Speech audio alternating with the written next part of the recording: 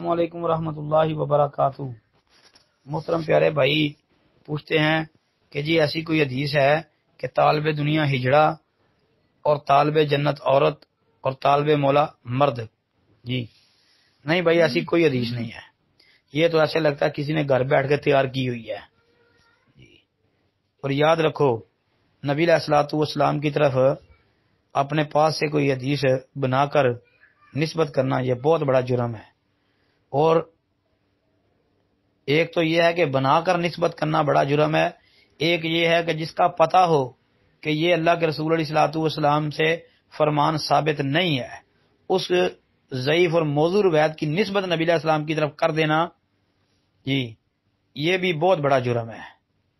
جیسا کہ صحیح بخاری اور دیگر کتب حدیث کے اندر یہ حدیث موجود ہے، آپ صلی اللہ علیہ وسلم نے فرمایا من کذب علی متعمدا فلیتبوأ مقعدہ من النار۔ دیکھو کتنی سخت وعید ہے کہ ایسا آدمی جو جانتے بوجھتے نبی علیہ السلام کی طرف کوئی بات منسوب کرتا ہے وہ دنیا میں اپنا ٹھکانہ جہنم سمجھ لے جی۔